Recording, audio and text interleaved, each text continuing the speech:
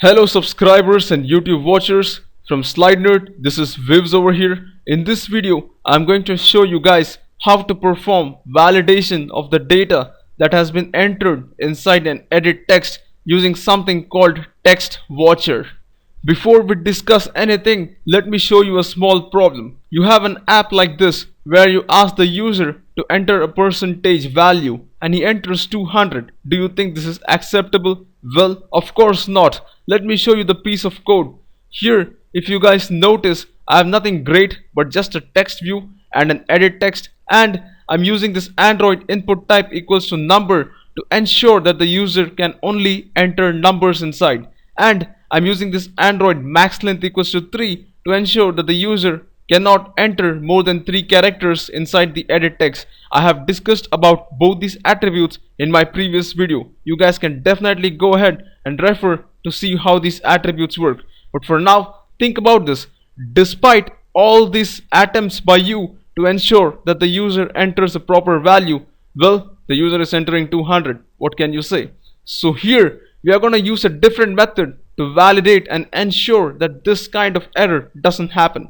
So once again, I have already discussed about events previously in my vid about button click. Here I'm gonna again give you a small overview. There's a person at your door and he rings your doorbell. What happens? The door circuit gets triggered and the doorbell rings. Now remember, everybody hears the doorbell, but only one person comes outside and opens the door. The same way events work in Android. Think about this. You have an edit text. The text changes inside your edit text. An event is triggered because of this change, and there is some guy called TextWatcher who is actually interested in listening to these changes. This TextWatcher has certain methods that you can implement, and you can write code to decide what should be done when your edit text changes its content, right? So what are the different steps to ensure that the user will never ever enter incorrect value inside your edit text? Here is something you should do. First, bring the edit text that you want to track or monitor inside your Java code. Then implement this text watcher either inside your activity or as an inner class or as a separate class or any other means that you feel comfortable with. Then implement all the methods inside the text watcher. Now remember, these are the methods that you're going to override to ensure that you take certain action when the edit text changes its content, right? Now remember, the most important step is the fourth step, where you have to actually link the edit text and the text watcher, because the text watcher should know who is the guy who is going to throw events at me, and that is this edit text. For that, you have to use this step where you add the text change listener. And last but not the least, use this method after text change to perform your validation. Now if you guys are not so clear about this, let's actually jump into Android Studio and figure out how this works. Alright, so here I'm using Android Studio. I have this project which is called EditText test, and I have my main activity.java file which contains the Java code for the app, and I have my activity underscore main.xml which is my appearance defined inside XML, right? So here you guys can see there's a text view which says enter the percentage, and there's an edit text. Now this is the edit text that we want to validate and make sure that the user never enters an incorrect value.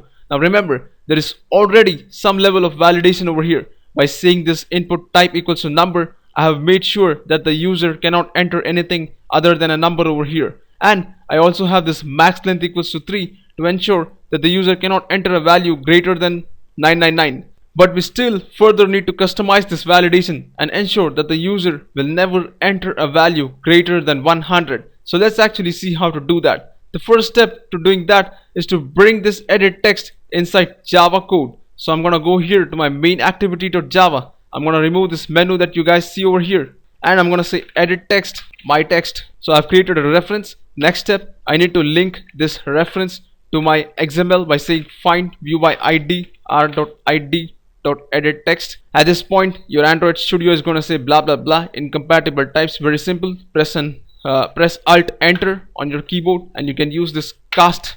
And there you see, Android Studio has automatically typecasted it for us, right? Now the next step, we need to implement this interface called TextWatcher. So let's actually do that in our activity by saying implements. So there you see TextWatcher. If I click implement again, Android Studio is gonna give an error saying blah blah blah because you need to implement certain methods for this interface. Very simple. I'm gonna go ahead, press Alt Enter over here, implement methods, and there you can see it gives me an option to which methods I should implement. I'm gonna select all and click OK, and there you go. These are the 3 methods that you have. Now remember, at this point everything is set, but we have still not specified that this is the edit text that we want to monitor using this TextWatcher. For that, I'm gonna say my text dot add text change listener, and there you guys can see this is needed inside the bracket. It says TextWatcher watcher over here, and since our activity implements this TextWatcher, this is the reference I'm gonna pass inside. So before I do anything more complicated, let me actually show you guys what happens with these methods. Alright, so at this point I have done nothing great. I just have a toast in 3 different places with 3 different messages showing what has happened, right? So let's actually go ahead and run this and see what happens as I try to change the text inside the edit text and see which method gets triggered, right? Alright, so here my emulator is up. Let's actually try entering something over here. I'll just enter 2 over here. As you guys can see, it says before change, on text change, and after change. You can see that the 3 methods are triggered. If I enter something like 3 over here again, you can see those 3 calls methods being sequentially called. Again, if I try changing something here or removing something over here, again, as you guys can see, those 3 methods get called, right? And we are going to use the after text change, which is after I have changed this text. So let's actually go ahead and override that method to make sure that the user never enters a value greater than 200, right? Alright, so here in my after text change method, there is this parameter which is called editable, and you guys are probably wondering what is this. It is nothing great. It is just the text that we have inside our edit text. So I'm going to remove this toast over here, and let's actually get the value. The first thing I'm going to do is going to convert this to a string. Now the 200 which the user has entered is actually this editable object that you guys see over here. So I'm going to convert this to a string first. Then I need to check if this number is greater than 100, right? So I'm going to convert that to integer by saying integer. So at this point, whatever value the user has entered inside the edit text is right here inside our integer.parseInt blah blah blah, right? So it is in the form of this int number that you guys can see over here, and I'm gonna simply check if this number is greater than 100. Well, I can simply say something like this. If, then what do we do in that case? Very simple. We simply replace the editable by saying editable.replace. So if the user enters 200, we want to wipe that 200 out and replace it with 100. For that, I'm gonna say the starting position as 0, the ending position as, and the value that we want to replace is simply 100. So in other words, what I have done, very simple. The user entered 200, that was represented by this editable that you guys see over here. I converted that to a number by saying integer.parseInt blah blah blah, and if I checked if the number is greater than 100, then simply replace everything by 100, right? That's what I did. So let me actually go ahead and run this. Alright, so here my emulator is running. Now let's try to enter a value like 200. Now remember, for each character you enter, the editable is being continuously monitored because of the TextWatcher. So if I see 200, there you go guys, you saw that it happened dynamically. It entered, converted into 100 automatically. But there is one small problem with this code. Let me show you what the problem is. If you are a beginner, this is where you're gonna make a mistake. Now take a look. If I remove everything over here, our app is gonna crash saying blah blah blah, test has stopped, and you guys are like, what the hell? Very simple. Think about this.